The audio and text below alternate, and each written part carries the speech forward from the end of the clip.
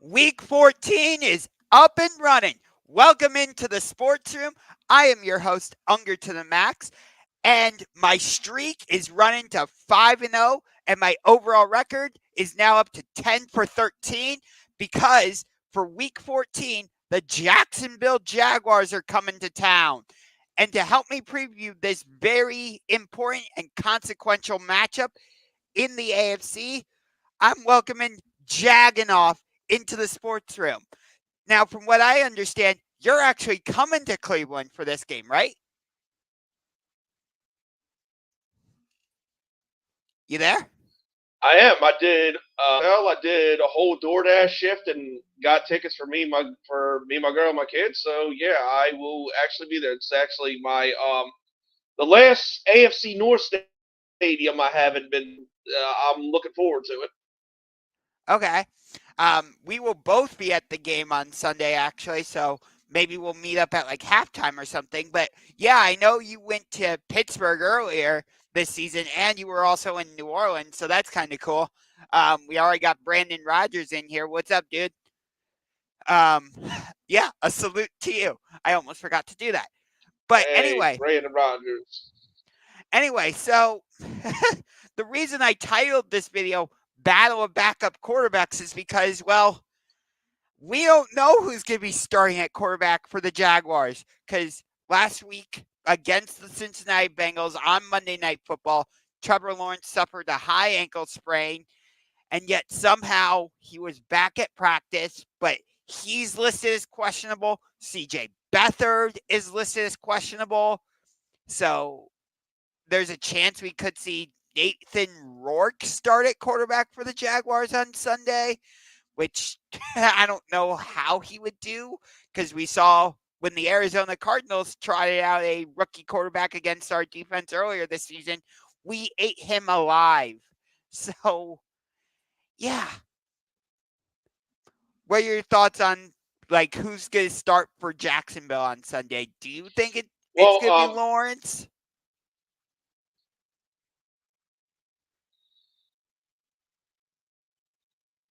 Go ahead. honestly, it's tough to tell. Like, just because Lawrence isn't fucking human. The fact he's on the practice field and straight angle. I mean, all props to him. I so if he's good to go and there's no chance he's going to get injured further, then of course I want to see him out there.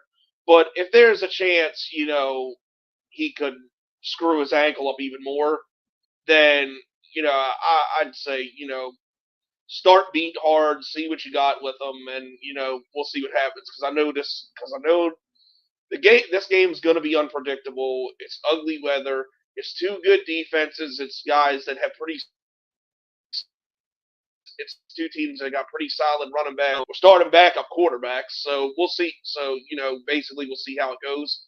But I mean, I want Lawrence out there, but at the same time, we're pretty much fucked if he gets hurt and we're gonna be one and done in the playoffs if he's not there. So I don't know. Just it's tough to tell, but I guess we'll see Sunday. Yeah, my recommendation would be to not play him if he's dealing with a high ankle sprain because I don't know if you want him going out there in bad weather like it's predicted to be on Sunday against the likes of Miles Garrett and Zadarius Smith and the rest of our defensive line. Um, even though we got we got shredded by the Rams offense last week in LA, they put up 36 points. Puka Nakua was having a field day against us. But I was looking at your injury report earlier. You not only is Christian Kirk's going to be out for this game with a core injury that he suffered last week, but I think I saw Zay Yeah, Jones he's out for a also. while. I think I saw Zay Jones. Yeah, Zay Jones is listed as questionable also, and so is Travis Etienne. So that could be two of your key They skill haven't. position players down. Yeah.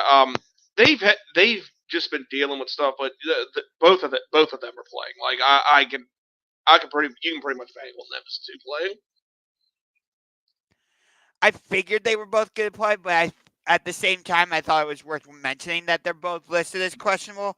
For us, Kareem Hunt is listed as questionable, so that could hurt us because we had to sign him because we lost Nick Chubb in week 2. Amari Cooper is listed as questionable, which if he's out, then I really need to see a lot more from Elijah Moore and David Bell and the likes of our other wide receivers because unlike you guys, where Calvin Ridley has kind of become your definitive number one wide receiver. I know that you also have Christian Kirk and Evan Ingram and Zay Jones, but once you traded for Calvin Ridley and he's had the success he's had so far with you, I would say he's become your number one wide receiver. We don't have a number one wide receiver. We have a good collection of wide receivers. I like what we have with Amari Cooper, Elijah Moore, David Bell, um, Cedric Tillman, David Njoku at tight end, Harrison Bryant at tight end. But we don't have that definitive go-to guy. Like if it's, 17-17 and we need that big play, I don't feel like the Browns have that go-to guy. Whereas with Jacksonville, you've got Calvin Ridley, you've got Zay Jones, you've got Christian Kirk. Evan Ingram has been that go-to guy at times. Do you kind of get what I mean? I get what you're saying, but you wouldn't consider Amari Cooper that guy? I want to, but he hasn't shown me consistently that he can be that go-to guy. When he was with the Raiders, he was kind of forced to be the number one wide receiver, but I never felt like that was his role, his designated role, if you will. When he went to Dallas, he was the number 2 wide receiver because he was alongside CeeDee Lamb.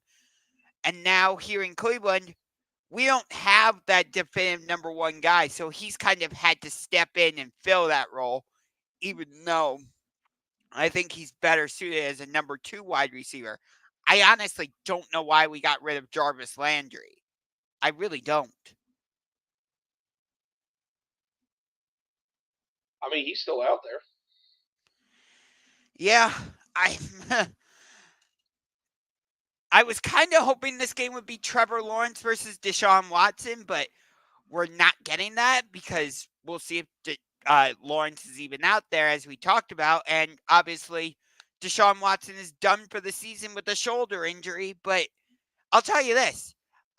When we traded for Deshaun Watson a couple years ago, I wasn't one of these Browns fans that's like, oh my God, we got Deshaun Watson. Hooray!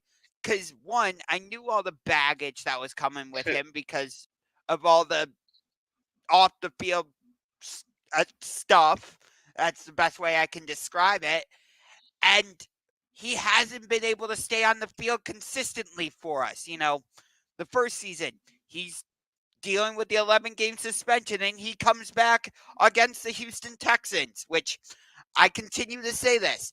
The NFL did that on purpose, and they can't tell me otherwise. They intentionally made it that his first game back would be against the Houston Texans in Houston. The NFL can't deny that. And this season, he hasn't been able to stay healthy. I've had to see Dorian Thompson-Robinson out there. I've had to see P.J. Walker out there. Now I'm having to see Joe Flacco. When I look at it, I have no idea how we are the number 1 wild card team right now. I have no idea. Actually, if the playoffs were to start this week, because Pittsburgh lost to New England, that's how you're the number 1 wild card. Yeah. If the playoffs were to start today, we'd be playing each other. Funny enough, in Jacksonville, of course, because you're leading the AFC South. But if Trevor Lawrence is out, you've got Indianapolis right on your tail. You've got Houston right on your tail. So this is an important game for both of us, I would say. Yeah. Hey, can I just say one thing with Deshaun Watson? Yeah.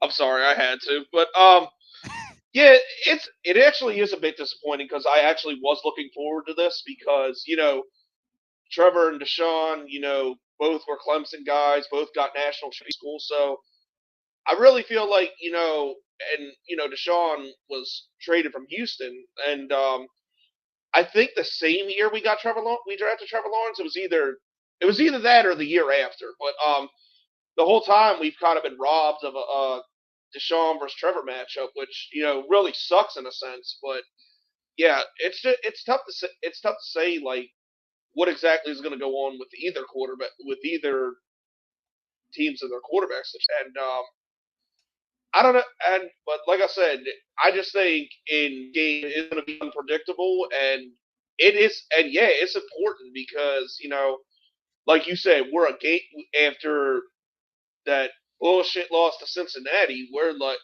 we got Indianapolis and Houston right behind us, and we the margin for error is slims basically. Like we got the tiebreakers over them too, but at the same time, like it's a little close, and we don't play either one of these teams again. So, and we got Baltimore coming up too. I mean the rest of our schedule is Tampa, Carolina, and then Trashville.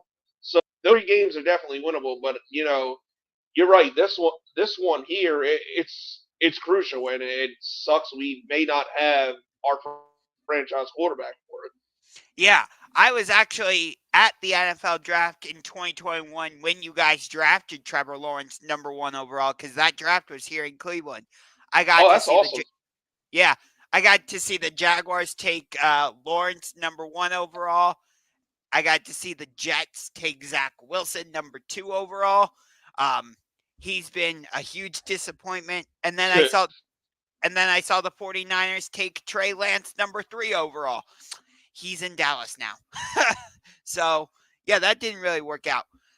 But Yeah, bring that up. I was actually in Jacksonville when that happened. Like it was cool there, but like it's crazy to think that like all the quarterbacks that went in the first round of that draft, of all fucking teams, Jacksonville's the one that got it right. I mean, Trevor Lawrence was a generational prospect, but it's crazy to see that like every single one of those quarterbacks in the first round just haven't panned out. Like that's insane to me. yeah, I mean Zach Wilson, he's not. He's destined to be a backup quarterback next season. Who knows if Trey Lance is going to If play that. again? Mac Jones has been horrible. I'm trying to think. Was Justin Fields in that draft class also? Yeah, but yeah. Bustin Fields was in that draft. Yep. That draft pick hasn't worked out for Chicago. Uh, yeah. Yeah, you're right. Trevor Lawrence is the only one that has worked out for the Jags. But the reason I would say Trevor Lawrence panned out for you is because you got rid of Urban Meyer, which I have no idea why the hell you hired him as your head coach in the first place. That was that was terrible. But Doug Peterson has I can come tell. in I and can tell you. I can tell you why. go. Okay. Yeah, we hired him because of how his winning percentage was in college. We wanted a culture change, and we thought it was like the big splash hire that nobody that is going to translate to the NFL. We're going to win Super Bowls and hunky dory.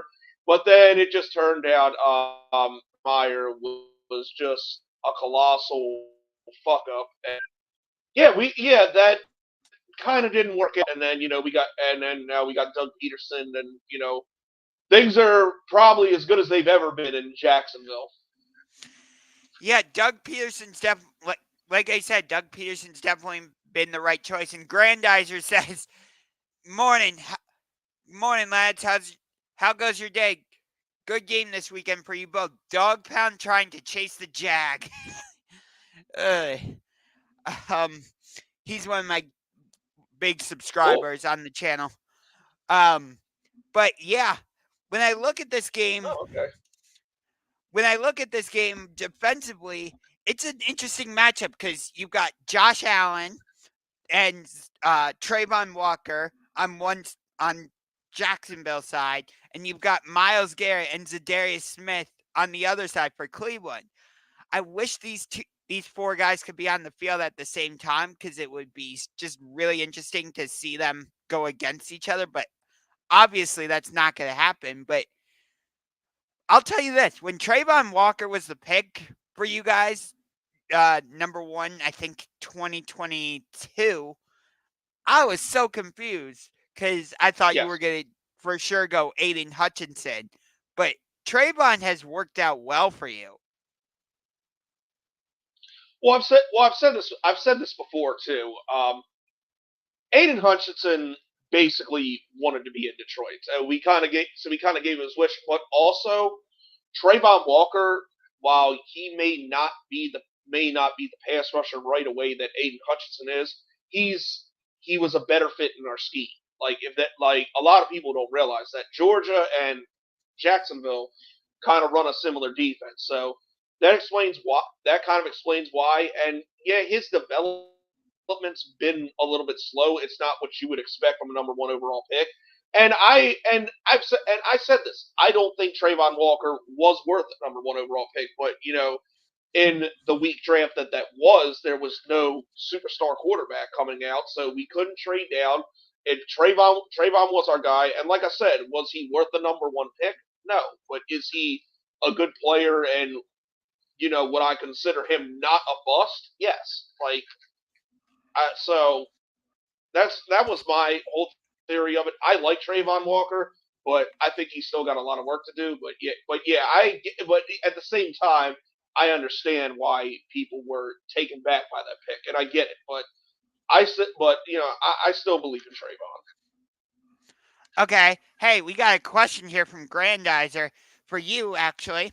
He says, which 2023 Jaguars rookies have impressed you most, if any have impressed you? That's a fairly loaded question actually because we haven't played a lot of them, but I will say I like I think Anton Harrison, even though I wasn't a fan of that pick, he's doing a pretty good job at right tackle. What you call it? It's another one playing. I'm trying to think.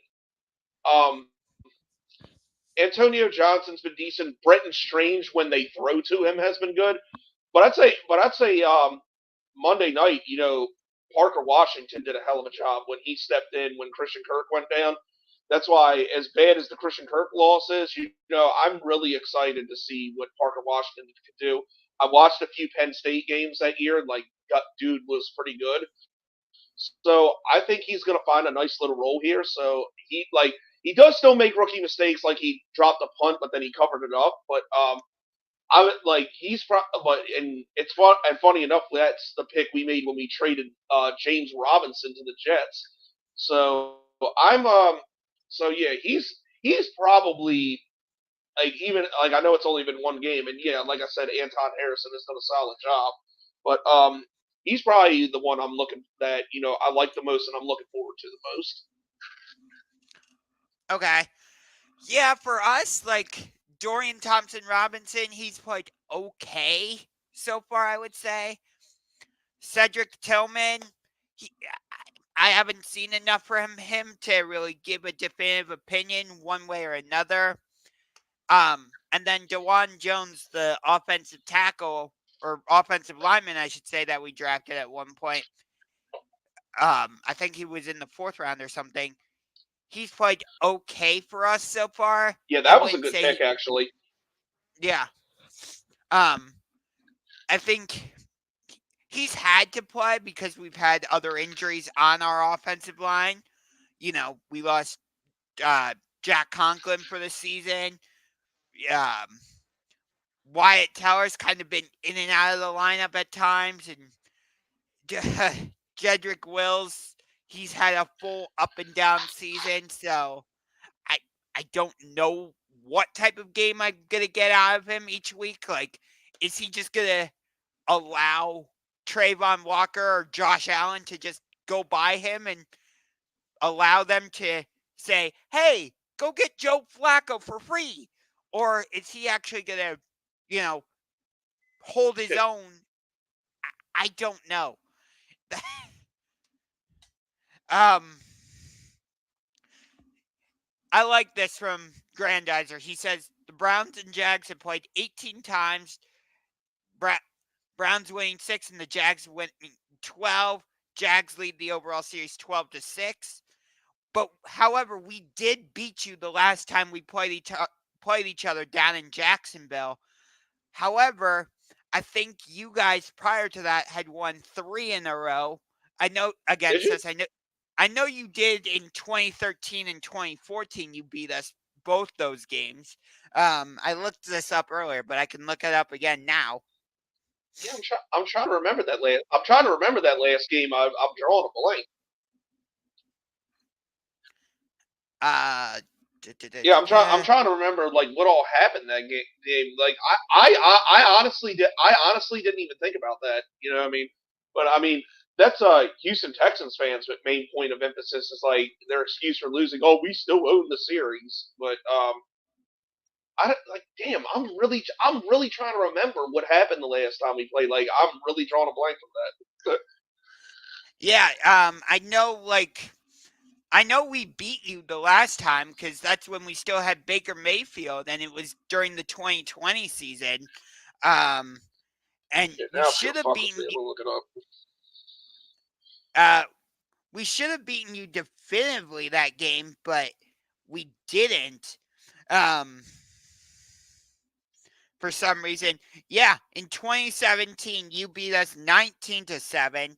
2013, you beat us 32-28. And in 2014, you beat us 24-6. Prior to 2013, the last time we beat you was in 2011, 14-10. So, yeah. And then back in 2010, Oh yeah, you're right. You beat us 24-10. Oh, I guess we played you in January. What? I guess we played you twice in 2010 because on November 21st, 2010, you beat us 24-20, but on January 3rd, 2010, we beat you 23-17. So, I don't know. But I will tell you this. That was. I guess we faced off late in the year that year, but yeah, yeah, that's crazy. I'm really trying. I'm really trying to. God damn, I'm really trying. Oh, you know what? I know what. I know why. We were terrible that year. That's the only team we beat that year was Indianapolis, and then we were just horrible the rest of the year. That's why we got Trevor Lawrence. Yes, So thank you for contributing to you're welcome. We got another question here. He says, prior to the 2023 NFL season, what was your respective team's record prediction? How has that changed now? Okay, so prior to 2023, given that I thought we were going to have Deshaun Watson healthy, I thought we could go 11-6 and be in contention maybe to win the AFC North. Given our situation now that. and the fact that we're somehow, some way 7-5, thanks to our defense and some favorable calls by the refs, especially against Indianapolis and San Francisco. I think I'll say it like this. Heading into the Rams game, I thought the Browns were only going to win 2 or 3 more games. I thought those games would be against the Bears, against the Jets, and against the Bengals. I thought we would lose the game against the Rams, which we did. I thought we would lose this week. That was prior to the Trevor Lawrence news. I thought we would lose week 16 against Houston. Now I think we can win this game. We can beat Chicago. I think we'll lose to Houston.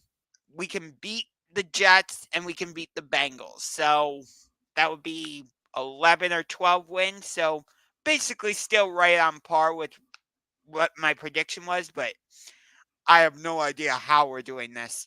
I genuinely do not know, given how our season's played out. Yeah, I think for the Jaguars, I'd say I kind of lowballed a little. I would think 12-5, and that hasn't really changed much. I think realistically speaking, we're either gonna drop this game or the Baltimore game, possibly both, and then we're gonna win out. It probably isn't gonna change too much. Yeah, I'm disappointed that Lawrence suffered that injury because I was hoping for next week Sunday night game to see Lamar against Trevor Lawrence, and if Jacksonville had won last week, you guys would have taken over the number 1 seed in the AFC, and then next week's game against the Ravens would have had major implications. But obviously, that's not what happened, and you I mean, it still somehow, can. yeah, you would need help though, because the Chiefs are ahead of you in the standings. They hold the tiebreaker over you because they beat you earlier this season. You've got Baltimore ahead of you. You've got Miami ahead of you. So you would need a lot of like dominoes to fall your way. Well, I'll say this. I've made this a point too. Like, the Jaguars are actually the only team in the NFL that is undefeated on the road. So, people talking about the number one seed, the number one seed. It's like the way we're winning on the road. I'm like, I don't know if I want that exactly. So it is what. So it is what it is. Like, I'm ready to, I'm ready to say, you know what? Long as Trev gets there healthy, we get to the playoffs. I'm cool. It is what it is. I'm confident that we got a good team going up against any team. So Yeah. is what it is. So, um, yeah, I saw this comment. So you guys were actually originally favored in this game, but then the Trevor Lawrence injury happened and the line flipped. So now we're favored by 3 going into this game. But originally, I think you guys were favored by like 4.5 or something. So Well, it's DraftKings interesting. really likes Joe Flacco. Yeah, I have no idea. I I wish I could tell you what to expect from Joe Flacco and what we're going to do offensively, but I I really don't know because I didn't feel like he played great last week against the Rams, but I don't feel like he played terribly either. He played okay, but it's like, Look, let me tell you this, dude. You better off starting a rookie dog because Joe Flacco is ass and has been ass for like he threw the 2 touchdowns, but even that one touchdown he threw, like, dude was nearly falling down when he caught it and he was wide open. So, like, that's one thing. That's one thing. I don't know how good your offensive line is, but like that's I'm anticipating another big game from Josh Allen just because I know what kind of statue Joe Flacco is. So like I said, I hope your offensive line's solid because, like, I know the numbers like kind of look good against the Rams last week, but especially in a game with bad weather, I don't know. I think Robinson, at least with his mobility, would have given you some kind of advantage. yeah, but he's from what I saw, he's still in concussion he's either out of concussion protocol or he's still dealing with it. I'm not sure. That's why he didn't play last week against Oh, the okay. Rams, was because he suffered a concussion against the Broncos in week 12. So as of right now, that's why he's listed as questionable, I'm sure. But yeah, we're gonna have to lean hard on the run game in this game, which has kind of been our identity all season anyway. But it's had to change, obviously, because we lost Nick Chubb back in week 2 against the Steelers on Monday Night Football. Um, I wouldn't say it was a dirty hit. I know a lot of fans say, the play where we lost him was a dirty hit. I don't want to get into all that, but looks like Yeah. whoever. On that subject on that subject is he gonna play again? Like, cause I like Nick Chubb. I was hoping that wasn't a career ender. I hope. Like, I don't know if you've heard anything about that. Is it like you think he'll be back next season? I, from what I've heard, his surgeries were the surgeries that he's had have been successful. So my guess is he will be back next season. But yeah, I really don't have any information about that right now. Um, Oh, okay. Well, yeah, hopefully he is. Prayers up to Nick Chubb, man. yeah, I, My fantasy team took a hit with that one. yeah. Um, it, I'm hoping next season we can stay healthy because I want to see what we look like offensively if we have Deshaun Watson and Nick Chubb fully healthy. Like, because right now I said it earlier in the stream and I'll say it again. Right now, Houston absolutely fleeced us in that trade for Deshaun Watson. Like, because again, we didn't get to see him. We haven't gotten to see a full season out of him. He was suspended for the first 11 games in his first year with the Browns. Then this season, he comes in and he's maybe had 2 good halves of football, but he hasn't been able to stay healthy. Yeah. So I'm like, I don't know what we have with you, Deshaun. Like, how am I supposed to give a fair assessment? And, you know, I've heard people say we shouldn't have traded Baker Mayfield and all this and that. My biggest problem with Baker Mayfield was, you know, he tried to be too much of a tough guy. And I'm like, okay, I get it. You want to be like the rest of the people here in Cleveland because, Clevelanders are blue chip, blue collar, whatever word you want to use, hardworking and all this and that. But and Baker Mayfield just tried to be too much of a tough guy and like, hey, look at me. I'm dealing with a shoulder injury, but I'm gonna play through it. No, sit your ass down, get the surgery, come back fully healthy next season, and let's see what you can do. But he didn't want to do that. And that's why I think we ran him out of town.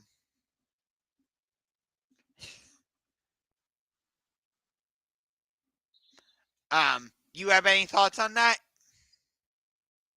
Or not really? Um. Yeah. I would. I think for what you gave up for Deshaun, like it was a bit excessive. It's less like you see trades like this when you're throwing multiple first round picks away for a quarterback who you're hoping to be the savior, and it's just almost not even worth it because it's like almost hasn't panned out. Like look at the they the whole house for Bryce Young, and he hasn't been good. The team around him sucks, and it just it's just a bad situation. Same thing with Russell Wilson, even though he's started to look better recently. But I think as long as Deshaun stays healthy, he can figure it out. Uh, but yeah, I wasn't a fan of the whole Baker Mayfield situation. Like I thought everything he did for that season, like winning a playoff game for you guys for the first time in like since the franchise rebirth, basically.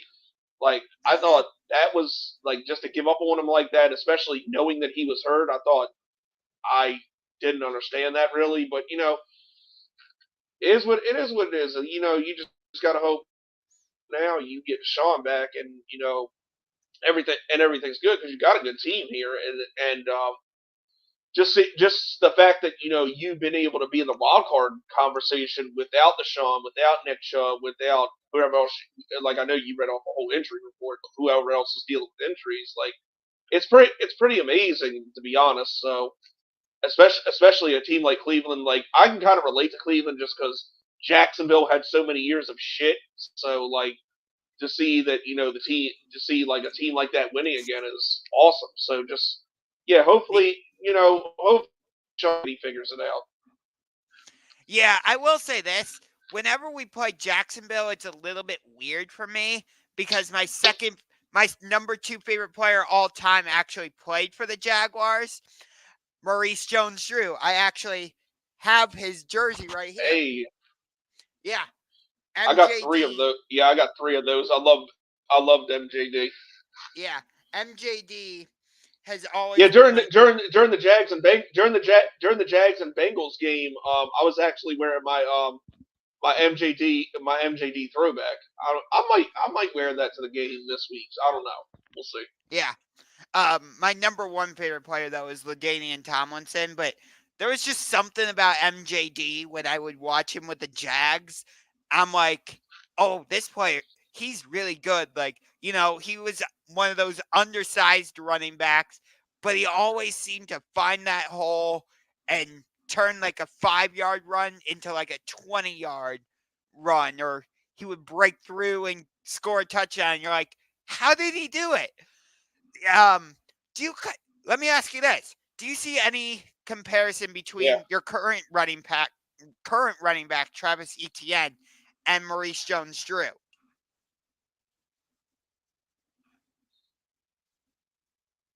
Um. Wow, that's actually a good question. Actually,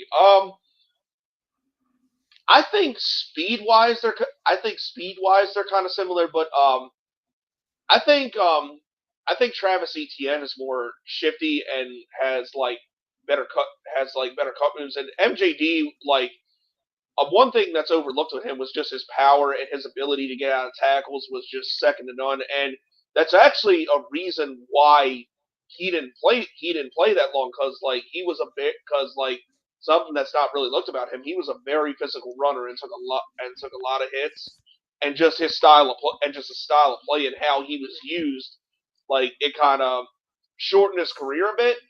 But I'd say speed wise is probably, and the fact that they can catch out of the backfield and do just about everything on the football field. That'd probably be the two biggest comparisons with ETN and MJD. But as far as running styles, they were two very different players.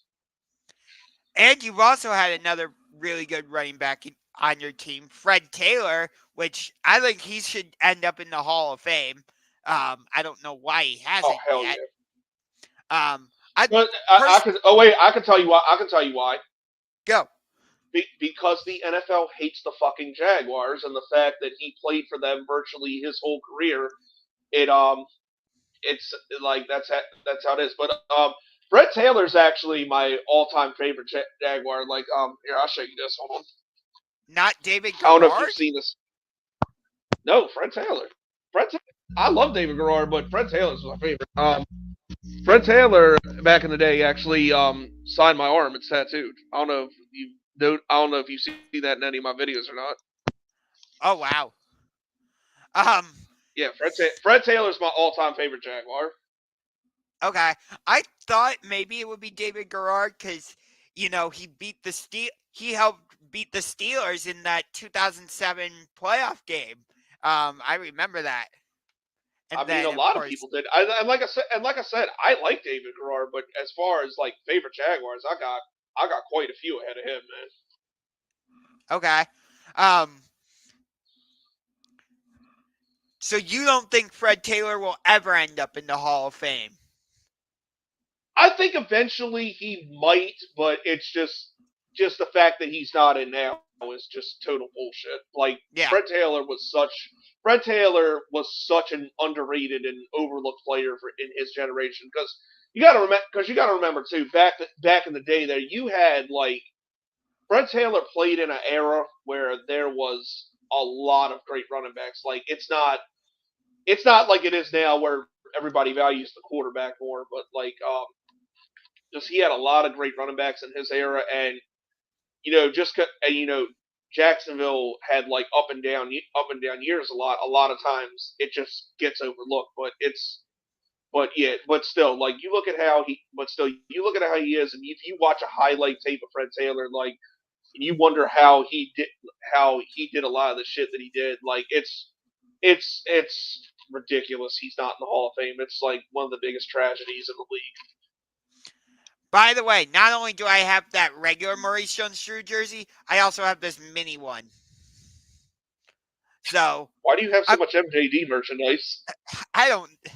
Um, like I said, he's my second favorite player all time. Check this out. I also have a mini Jaguars magnetic helmet that I use for a standings board, and I have this Jaguars pennant. So I have a I have a I few actually have things. one of those. Yeah. I have a pennant like that for every team. It's just that I'm using the Browns and Jaguars pennants right now. So for this Gotcha. video and stuff, um, and the Browns hand out these posters at every game. They used to have the roster on the other side, but for some reason they stopped doing that, which really like annoys me because I loved like getting the roster and getting these posters and seeing the roster on the other side. But they hand out these posters at every game, so I don't know what the poster is going to be for this Sunday, but I'm That's sure cool. it's going to be something with an elf and a jaguar. I don't know. It. Yeah, this was the An one for elf and a jaguar. yeah, because our thing is an elf. This is the one for when the Steelers came, because I would get you having a tree elf as your mascot if Kyler Murray played for you, but like y'all don't have that little midget quarterback. So what? yeah, So what? Yeah, on that subject, like maybe you got a better insight than I do. Like, why is like a tree elf all of a sudden the mascot? I I honestly don't know. Like you'll see when you come to our stadium on Sunday, our midfield logo is the elf. Yeah. No, I saw that. That's why I was asking. Yeah. Oh, okay. Um, I I don't know, Because but like because I know for a while like your mascot was like a dog and that looked pretty hard, but then it's like, wait a minute, why are we going from a dog to a trio? Like y'all are called the Dog Pound. Like it's funny, okay, it's funny. It's funny. One of my dogs actually looks like the old Cleveland Brown logo dog, like a little bit. okay. So She's you'll like see. she's a cane corso and just has those big jowls and shit. Like it looks like that dog. Okay, so you'll see this on Sunday. Uh, since you're coming to the game, we have an actual bull mastiff that like comes out onto the That's field. awesome. Yeah, before player introductions. We have two mascots actually. One of them is named Chomps. He's a dog. We have the elf mascot. Um, Half of our stadium is called one end zone. It's the end zone closer to the Great Lakes Science Center. Is called the Dog Pound actually. Although I think most people just call our entire stadium the Dog Pound. But Yeah, that's what I thought. yeah, honestly, given all the dog stuff that we have, I'm surprised we haven't decided to change our name to like the Cleveland Bulldogs or something. There was a period of time where I was like actually saying, "Hey, we should change our name to the Cleveland Bulldogs because we have like all this dog stuff." You know, like I said, we have the Dog Pound, um we have uh, an actual dog that like is at our stadium on game days. We have a dog mascot. You know, we have all this dog stuff, and I'm like, why don't we just call ourselves the Cleveland Bulldogs? But I've gotten so much shit for that. Um, Well, that I could tell you the reason. The reason you did is just because the history. You know, yeah, it's like that. It's just a hard. It's just like a thing in history, and that's what I mean. That's why people had such a hard time of letting go of the Redskins for a long time. Am I gonna wait? Am I gonna get canceled for saying I don't think so. Um, but that? we do have a question. He wants to know, how did you become a Jags fan? Who's your all-time favorite player? Or one on offense and one defense? And how many Jags jerseys do you own? It's like three fucking questions in one. But um, but okay, how I became. I've told this story a lot. How I became a Jags fan is,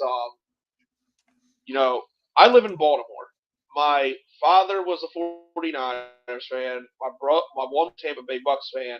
My other brother was a Detroit Lions fan, and then like nobody else in my family really cared for football that much at the time. So the Ravens, of course, weren't a team yet, and back when like I was old enough to understand football, I saw the Jags play. I liked how they play. I liked their logo, their culture, all that shit, and I said, I'm not conforming with any of them. I'm gonna become a Jags fan, and just have been a fan ever since. Like I was here from the very beginning, and still am. And the all-time favorite player thing. Well, I answered the one on for Fred Taylor, but on defense, that's tough. I'm gonna have to say my all-time favorite defensive player was Big John Henderson. Dude was a freak of nature and just such an intense player. I loved his energy. Met him once, awesome guy. And as far as how many Jags jerseys, I mean, dude, I honestly have no idea because like I buy at least one jersey almost every year. So like I got a lot down in the closet right now. So even players like some people have never heard of. So it's a lot. Do you have any Blake? Do you have any Blake Bortles jerseys by chance? Because you got. Funny that you mentioned that. I actually have a signed Blake Bortles jersey. I actually have a signed Blake Bortles jersey framed on my wall in my basement. Oh wow. Yeah, I mean, I've met Blake Bortles. Like he's like, like I get he didn't end up being the franchise savior or whatever, but I still appreciate what we had with him that 2017 run. Like I appreciate Blake Bortles to an extent. yeah, I thought you guys were gonna beat the Patriots in that AFC Championship game and get to the Super Bowl. Didn't we all? Yeah. But the I refs don't love, know. but the refs love Tom Brady too much. It wasn't going to happen. Hey, you mentioned that. Just to get off topic, super quick, I'll say this: the refs have fallen in love with Patrick Mahomes and the Kansas City Chiefs. It is ridiculous.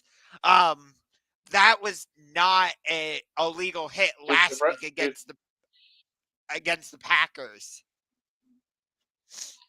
Like dude was still oh in yeah, they tried bounds. so hard to hand him that game. They Um, tried so hard to hand him that game, NFL refs in general have just been shitty, like and have been for a while. It's kind of a problem with the game, but what can you do? I know, right?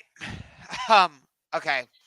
If you had a magic wand that could make one player on the IR roster completely healthy for this season, who would it be? Okay, this is easy for me. It would be, as much as I would Christian love to Kirk. see. Okay, for me, as much as I would love to say Deshaun Watson, it's Nick Chubb. I gotta say Nick Chubb because he's been the driver of our offense Oh, over the past few seasons. You know, the the book on us has been, if you stop Nick Chubb, you basically stop our offense.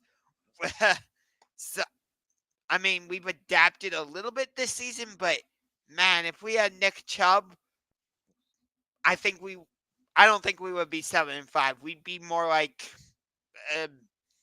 9-3, something like that. I think we'd be more in contention with the Ravens for the top of the AFC North.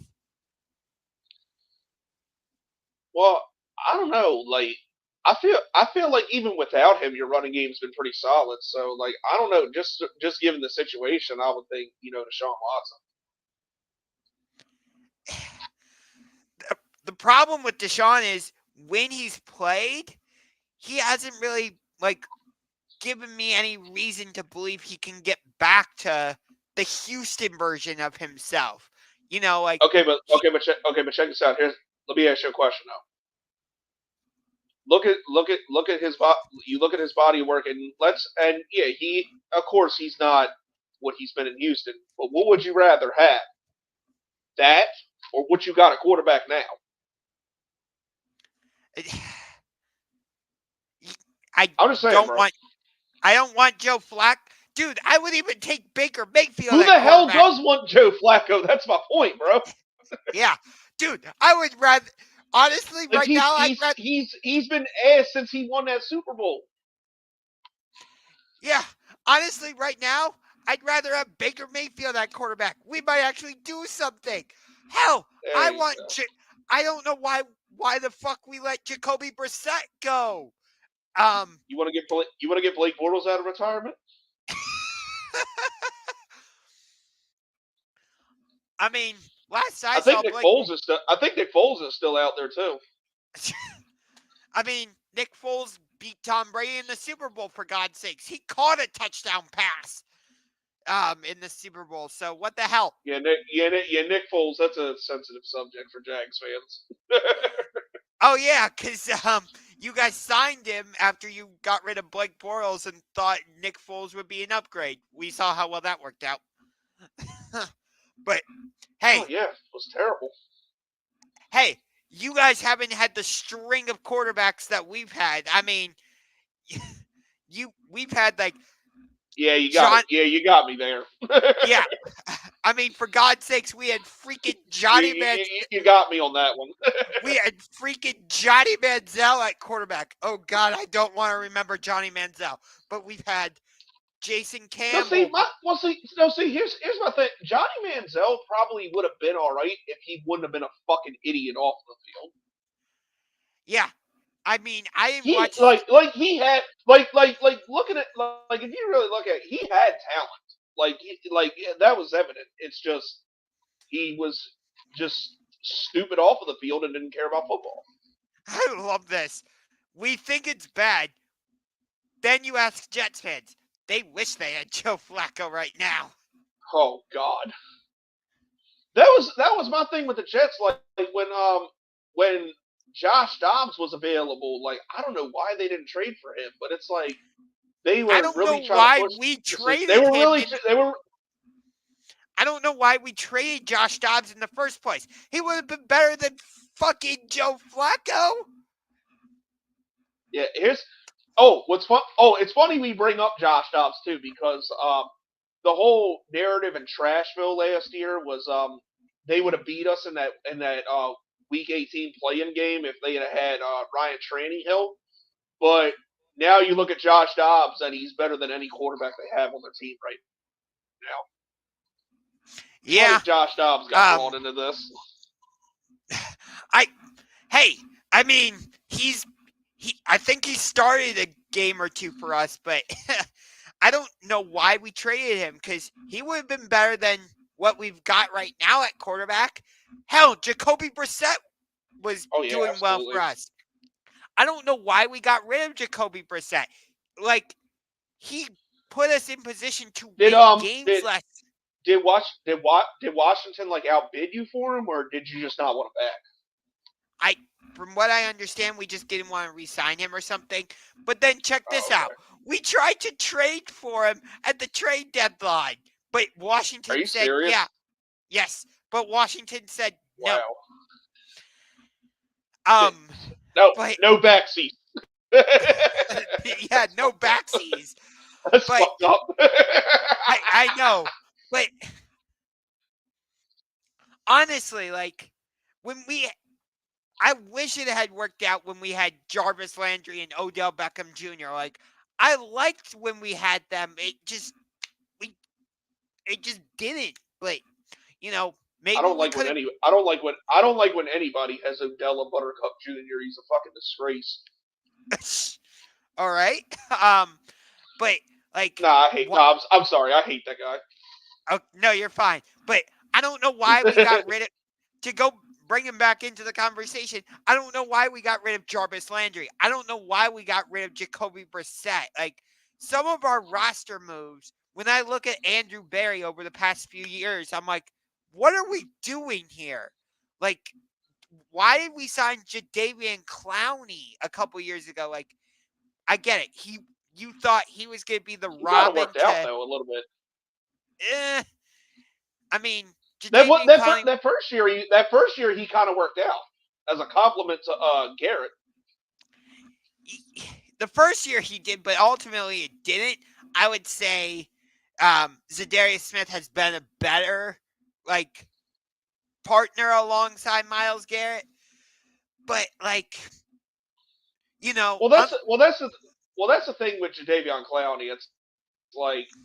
It's kind of a pattern with him. It's either he just sucks when you get him, or he works 1 year and then he never works again. That's kind of been his pattern, like ever since he left Houston. Yeah. But unlike your general manager, which I remember everybody was like calling for his job and all that a couple years ago, and then he goes out, spends all this money, signs Christian Kirk to a massive contract, and everybody's like, "What the hell are you doing?" And here you guys are at the.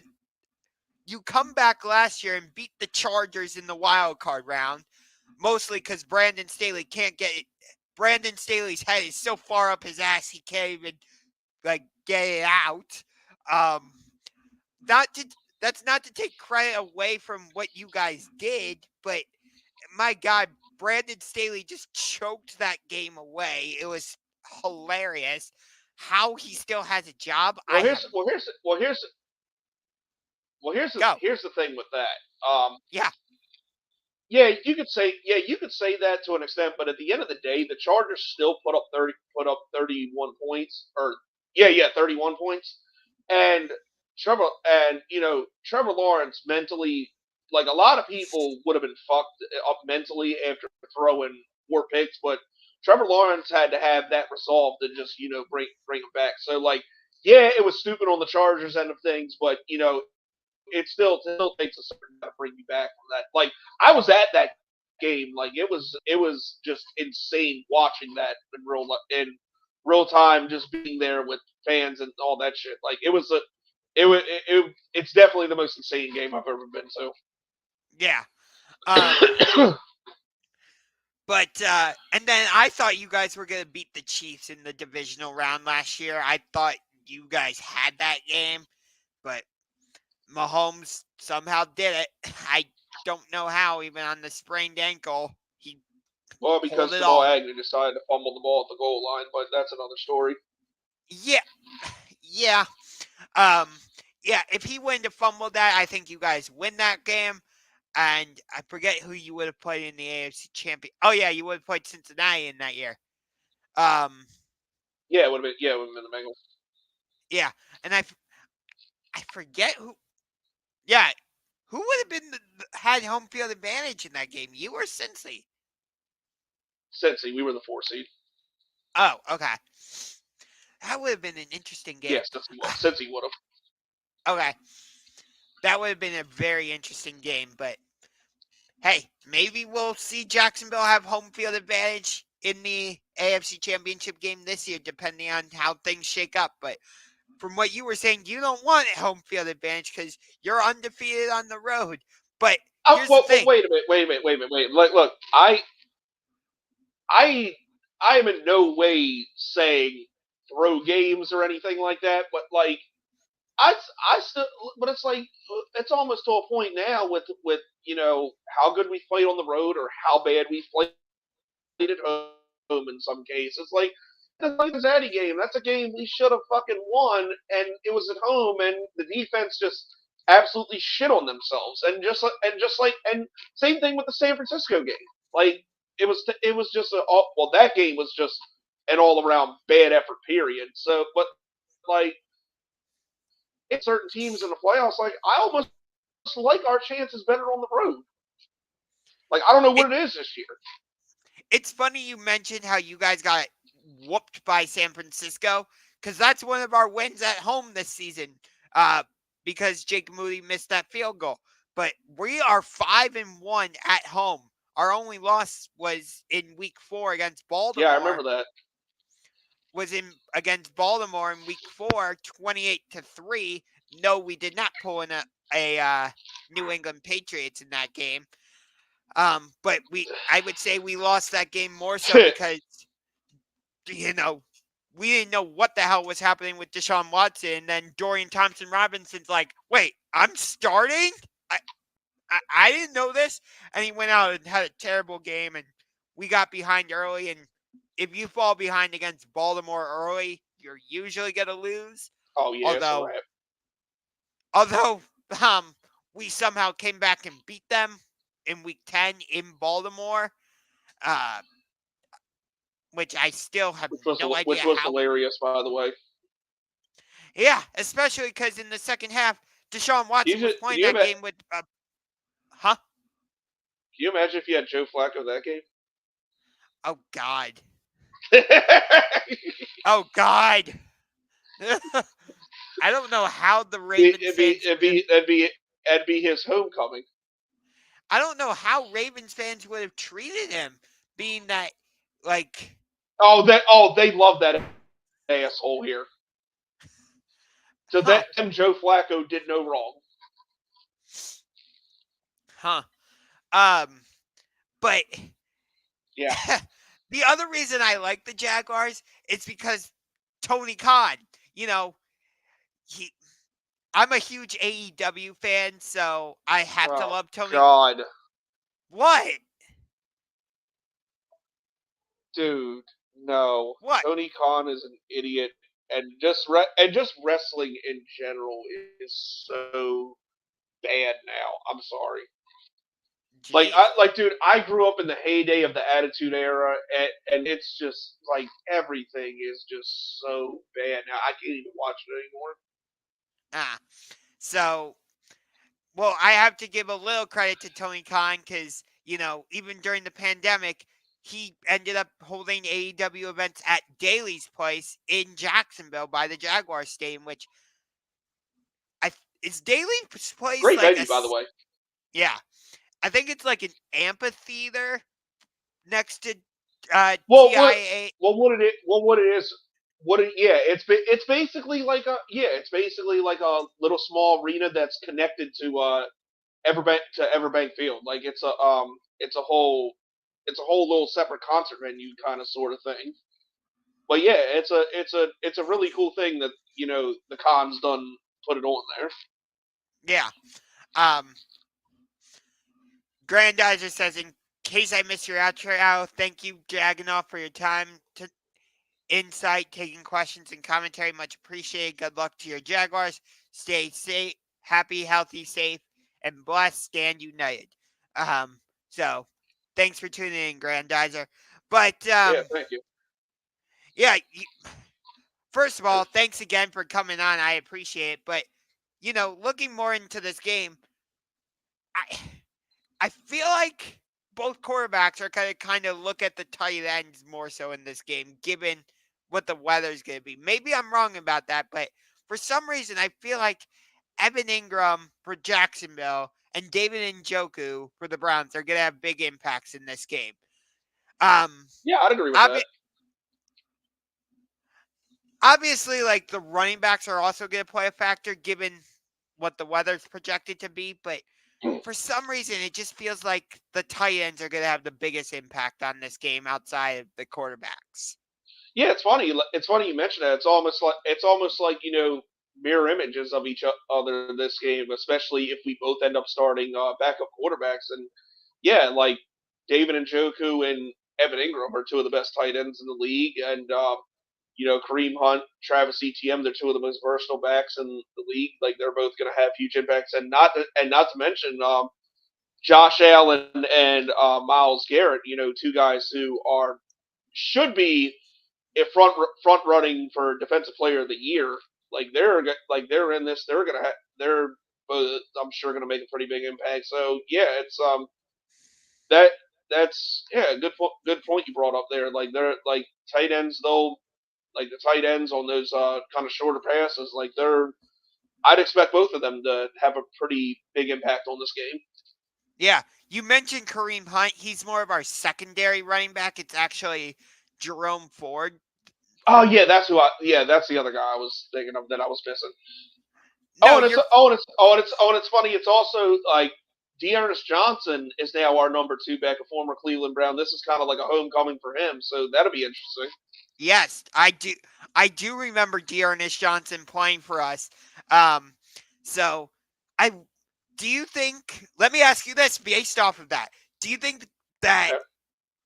obviously Travis Etienne's going to be your number 1 running back, but we know that. Do you think Dearness Johnson's going to get more playing time this week because it's going against the Browns, and he kind of and the Jaguars want to kind of show like, hey, this is what you missed out on?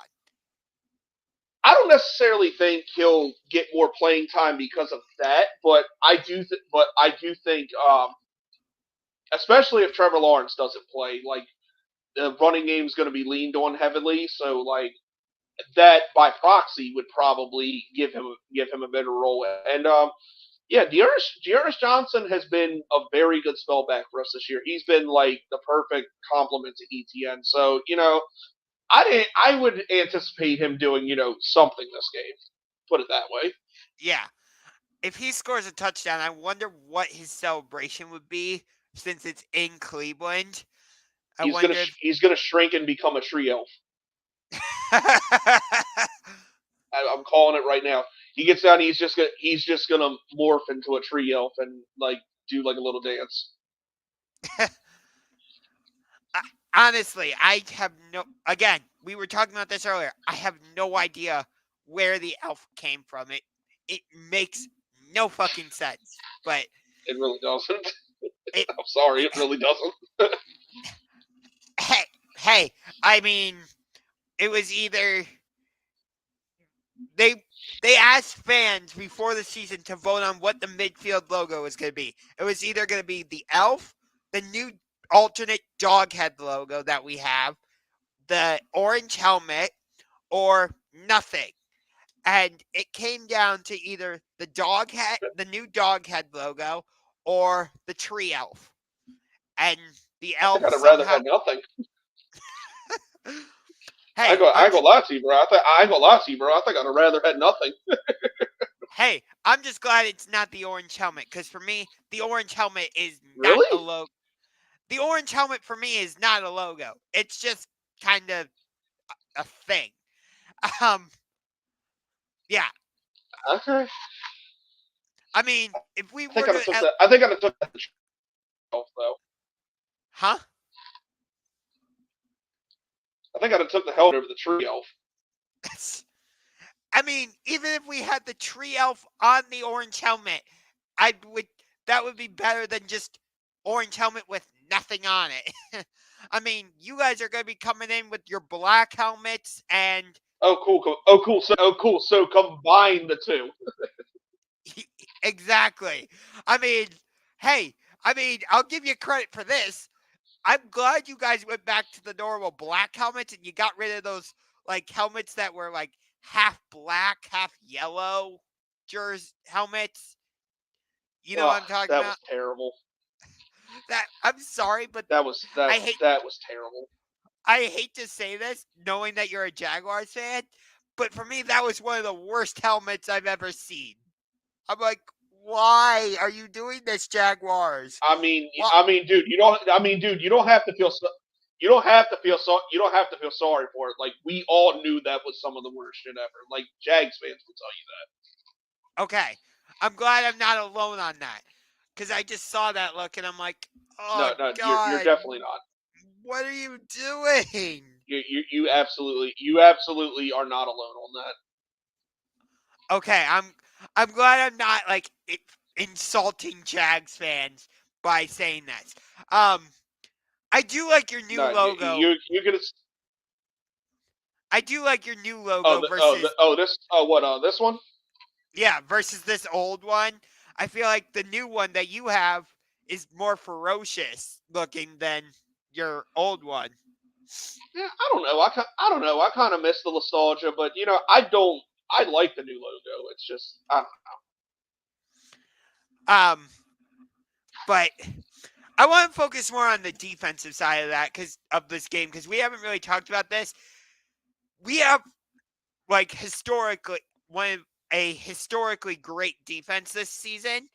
Granted, as I said earlier, we kind of got shredded by the Rams last week, but they have Cooper Kupp, Matthew Stafford, Puka Nacua, Kyron Williams, so kind of understandable. Do you think the Jaguars have any advantages like going against our defense, or do you think it's just all in favor of the Browns? Um, I think one thing that's been good about the Jaguars' offense this year is like they found way, for the most part they've found ways to adapt and get it done. Like they had a way to exploit just about any defense. Like obviously it didn't happen in San Francisco, but like I said, but that all also depends on Trevor Lawrence because he's been the main one that has to adapt to find ways to get his targets the ball. So I guess we'll see. But like I said, like the whole basis of this game, I think, is just a defensive slugfest. I would agree with you. This feels like it's going to be like a 20-17 game or something, or maybe even lower scoring That's than actually that. my score. That would actually be my score prediction. Jags win 2017. Okay. I would say Browns are going to win probably.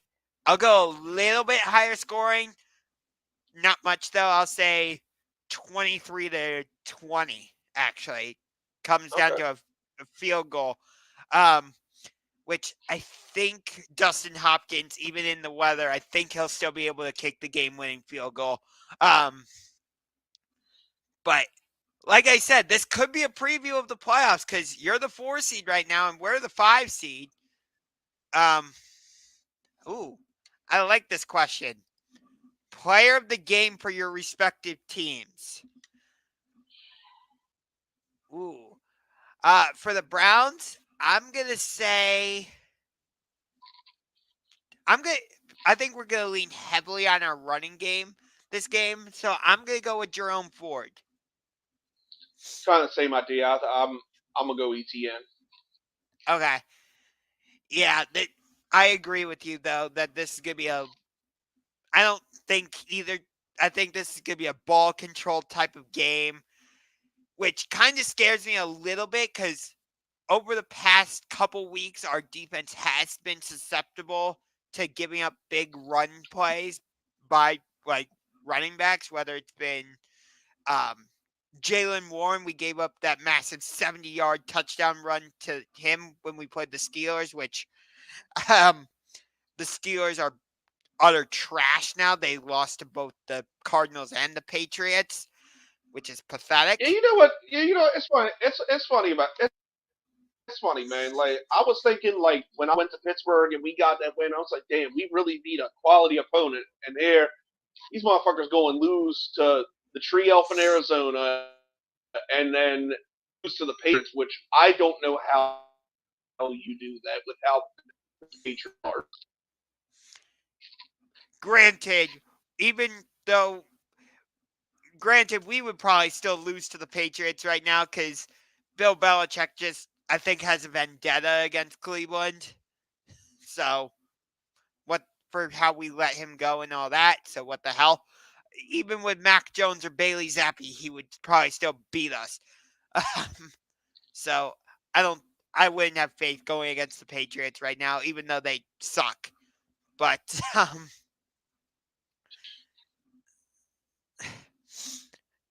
But when I look at it, like that's what scares me about the Jags is I know they're coming in with uh, Travis Etienne. I know they're coming in with Dearness Johnson, and we've given up big runs to Kyron Williams last week. We gave up runs to Jaleel McLaughlin and Javonte Williams with Denver, and Jalen Warren, like I said, against Pittsburgh, and Baltimore was able to run up and down the field against us.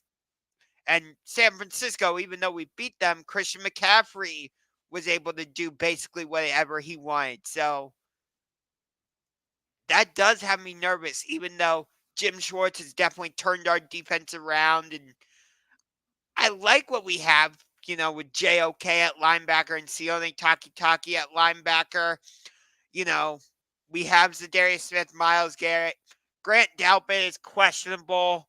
Or no, I think it's Denzel Ward actually that's questionable. But we have Yeah, Grant I Delpit. saw that. I saw that he actually just came back to practice. I thought I didn't know Who? he was injured. I didn't know he was injured, to be honest. Who? Denzel Ward? Yeah, I Yeah, mean, he. I haven't looked too much at Cleveland this year, so that's why. Yeah. Um. But if Den, if since Christian Kirk's not going to be there, it if Denzel Ward's not able to play, my guess is we would. Ooh, who would we put on Calvin Ridley? I don't Probably know. him. It might be Delpit. Prop. My guess would be we would put Delpit on him I thought Delpit was because a safety. I'm trying to think who our cornerbacks are off the top of my head. Yeah, I think Delpit is a safety. I always get confused about this between safety and cornerback, to be honest with you, like because they both play in the secondary, so it screws it screws up my mind a lot of times. Um, so I gotta be honest there. I'm trying to think. Da, da, da, da, da. Yeah, it might actually we might go MJ Emerson on him. Um, because he's one of our cornerbacks. Greg Newsome. Yeah, you're right. Grant Delpit Oh, is a that's the safety. other one. That's the other one. Gregory Newsom. Okay, Yeah, that was it's the other either one. That was the that. As I was saying, I know you had another pretty solid one. I couldn't think of his name though. yeah, it would probably be Greg Newsome. Um, right. We also have Mike Ford at cornerback, so I could see I could see one of them possibly covering Calvin Ridley. But the problem is without Denzel Ward, it does um, hurt our secondary though, because Denzel usually goes against the opposing team's um, best wide receiver. So like, I th- I think he was the one matched up with Puka Nacua last week. Although I thought he was going to be matched up more with Cooper Kupp going against the Rams, because I always think of Cooper Kupp as the best wide receiver for the Rams. But he's going against. I'm I think he usually matches up with Jamar when we play Cincinnati. Um, so he probably would have been the one matched up with Calvin Ridley, but it's probably going to be either Martin Emerson, Greg Newsome, or Mike Ford, one of them. So Jacksonville may have the advantage there as well, but again, I don't know how much the passing game's really gonna be a factor in this game. I don't Yeah, know. I'm kind of thinking just because of the weather, just because we may not have Trevor Lawrence. Like I'm thinking if beat hard plays, it's going to be a lot of short passes, a lot of running back, tight end, and even the slot receiver involved. Yeah. Um, although I know CJ Beathard, or as you call him, Behard, he's questionable, so it could be Nathan Rourke starting for the Jags, which would this be his first career start if he plays? I think it'd be his first career actual NFL game if he starts. Oh, then that would not be a good But thing. I'm fairly certain if Trev's not going, then it's going to be beat hard. Okay. Yeah, that would probably be your best bet because the Cardinals, when we played them earlier this season, they started some rookie quarterback who was making his first career start, and we absolutely destroyed him. I think it was like something Clayton Tune. Tune. Yeah, Clayton Tune, Clayton. he's terrible. Yeah, and we absolutely destroyed him. Myles Garrett and Zadarius Smith ate him for breakfast, lunch, and dinner. So my guess is if you were to start Nathan Rourke, it would probably end up the same way. But We shall see. yeah. But hey, um, since you're coming to the game, maybe we can meet up at halftime or something. We'll see. Um, Yeah, I'll see what I can. I'll see what I can do. We might link up. yeah. Um, I'm excited to see what Cleveland has to offer. yeah. When are you coming up here, by the way? Um, tomorrow morning. Okay. Tomorrow afternoon. I'll probably get there tomorrow night. Actually, on that subject, what food should I try in Cleveland? Like, what's y'all staple? Okay. Um, we used to have a restaurant called Hot Sauce Williams where you could go get the Polish boy, but that place is closed down. I don't know if I want a Polish boy, bro. um, actually, apparently Grandizer is a meteorologist because he knows the weather forecast. 43 degrees, likely rain Well, I showers, mean, well, winds. I mean, I mean, you can look in your weather app on your phone and see that, dude. I'm trying to think of like foods where like place. Wait a minute? What's he talking about here? This Titacati taco. What is that? Oh, What is that? okay, I've never heard of that. I've never heard of that. Okay, Taki Taco. This is like a joke that like I've created because we have a linebacker named Sione Taki, and for some reason I don't remember when or why I started doing this, but whenever he makes a big play in a game or something, I like to yell Taki Taco. Um and yeah, that it's just kind of become a thing. I Well, that's kind of disappointing. I was thinking it was like a real food. I was like, wait a minute, this got to no, be some like exotic taco or some shit. What is this? no, it's just a stupid thing that I came up with. Um, Okay. I know. Sorry for the disappointment. I'm Yeah, trying to think of. I'm extremely I'm trying. disappointed. I'm trying to think of like what foods we're known for in Cleveland. Um, boy, pierogies are a big thing here in Cleveland. I would say. Although I know that's also a Okay, big thing. okay. What is that? What is that? So it's basically like a potato filled dumpling. Um, Interesting. yeah. Um, I'm trying to think. If you're gonna get seafood, I would say probably perch and walleye are your best bet. Those are I don't know, bro. I live on the East Coast, man. Like, I know about seafood. Like with Maryland, it's shellfish, and then in Florida, it's just fish. Period. yeah, So that's it. That's gonna be tough to beat. yeah. Um, if you are able to get a Polish boy, it's really good. Actually, it's like a kielbasa sausage usually with barbecue sauce, Oh, it's a coleslaw. okay. So wait a minute. So if it's a sausage, it's not like a Polish child or something. No, Yeah, no.